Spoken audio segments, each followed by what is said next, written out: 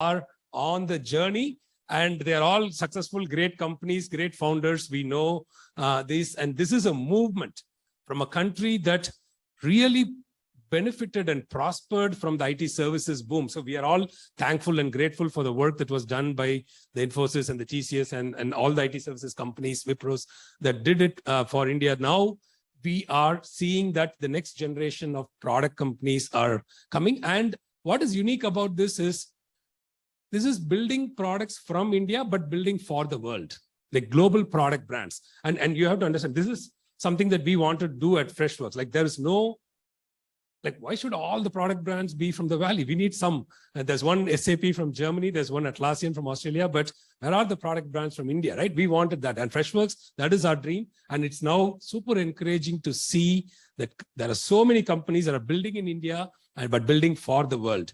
And if you can.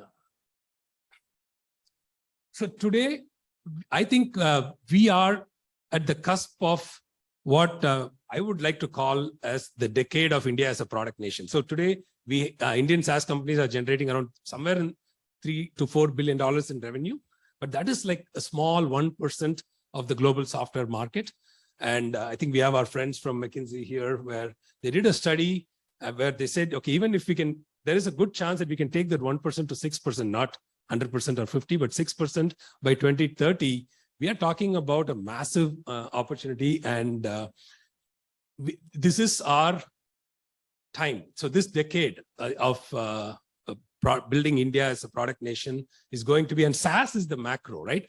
And one thing to understand is, it's not something that happened in the last 5 years. There are so many companies that were trying to build, they've done all the hard work over the last 2 decades to try and build product companies from India, right? And there are so many early companies that tried, but I think in on-premise, we didn't have that wave. I think the macro SaaS adoption of every business going through that digital transformation, SaaS adoption growing, I think that is the macro that we all needed to see that the efforts of Indian product companies is finally starting to get realized. And so this is where we are today. But what is even more exciting is what's in store in future. And Manav, do you want to talk about that? So I think we're just getting started. I think what, we walk you through what we're seeing on the grassroots in India, the number of companies coming in, even the unicorn list that we displayed. We have now companies across the horizontal areas like sales tech, sales intelligence, HR. We have companies who are in dev tools, and we have companies who are in vertical SaaS. So the companies are far more broad-based than we have ever seen before. If you look at the first decade between 2005 to 2015, there were only far and few between. But now between 2015 and now, in almost 7 years, is much more broad-based theme that we're seeing across the companies. This is the kind of chart I want to show you. There are a lot of numbers there. So there are approximately about 3,500 SaaS companies in India today. That's the community we have built, where all the founders come together and talk about the problems and what they're building. And we have 19 SaaS unicorns. We have about $4 billion of VC investment came in. Of course, capital has been available, over the last 4 or 5 years. Unprecedented amount of growth has also been seen because of COVID, I think. But more importantly, the impact it has created. Today, SaaS companies employ about 50,000 jobs in India. It is substantial, so revenue per employee, of course, is very high as against a software services company. And when we were doing the study with McKinsey, what we found out that, the potential of the companies, of these companies, can grow to about $500 million to $1 trillion in market cap over next decade. And Indian founders will have opportunity to build companies which are as large as $1 billion in market cap over about 400 such domains, which are across boring areas in logistics and finance to very interesting areas in HR, new categories of collaboration, team building, or working on the global platforms like building on top of Shopify, building on top of WhatsApp messaging in India. Bobby is here, I think. So from WhatsApp, I think we're seeing a revolution across India.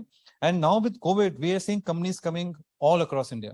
That's the biggest thing which excites us. We have companies coming from tier 3, tier 4 towns. Now you can create companies sitting anywhere in India and using the template, for example, which Freshworks has now established, that you build in India, get the customers online. You can iterate very fast and the capital is available, and that's when the magic happens. So I think in very, very good shape. And the reason I add just one tidbit, which is interesting for people. So Manav talked about the revolution happening in tier 2, tier 3 cities. like when SaaS Boomi, we started going out to like all the tier 2 cities, like Avinash is the one who's going to like Indore and Bhopal, and you would be amazed, like in every city, like there are events like this where hundreds of founders are coming in. They really want that ecosystem support. And we have pictures, maybe we can probably show during a break. We can try and project, Avinash, if you can. You would be surprised to see whether it's Coimbatore or Indore, like everywhere, hundreds of founders just coming in, wanting to bond with each other, wanting to build and wanting to learn from each other. So something we are going through this process. We are in the cusp of something that's really beginning now. So I just wanted to. I think one of the fundamental business reasons is B2B is not a winner takes all market. Of course, India is seeing a B2C revolution as well, which I think will also continue to grow. But in B2B, you get many chances. And even if there are players, even Salesforce has 20% market share. So you can create a company, get meaningful revenue, get the cash flows running, then decide whether you want to do a bootstrap or you want to create a VC funding and really scale the company to a global company. So that's the advantage and the scale that you can achieve in B2B. And the reason we have been able to get there, I think SaaS Boomi has played a major role over the last 8 years. And I think it is the paid forward, sentiment that we all have. So when Greece spoke about 2016, we all came together and said we need an honest, mechanism or a forum in which we can talk about what we do not know, what mistakes we make, so that all of us can learn from each other. And trust me or not, 2016, we didn't know how to go about GTM. Even today as well, in 2020, when we talk about, we believe Indian companies invest less in GTM, is changing now with a lot of risk capital available. So companies are beginning to invest in GTM along with the product at the early stages. But actually, it is the paid forward movement which has really gotten started there. And this is what we would like to bring to the Valley now. Build India-US corridor, bring the same paid forward. I know there's a lot of paid forward movement in Valley already. There's a lot of help which is available in here as well. So that's the reason we are here, to go forward with the mission of a product nation. And this is a volunteer team we have who started along with us in 2016. And we all very much involved and focused on building the theme of, build in India for the globe.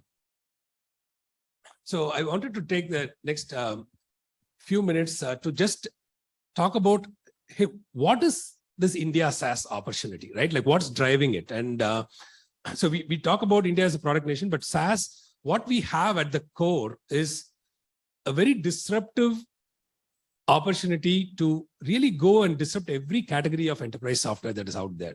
So the number one macro that's driving that is the global digital transformation of every business.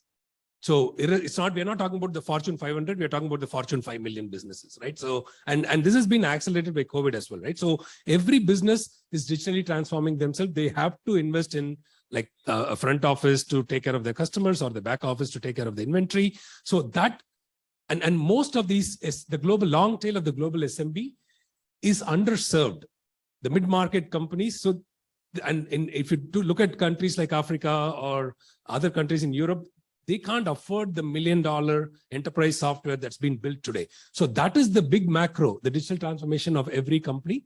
So that is what is creating a massive opportunity. And combined with that, like we have a very disruptive model of efficient growth of building companies from India. Now, a lot of times India was, we know that India was used as a R&D center.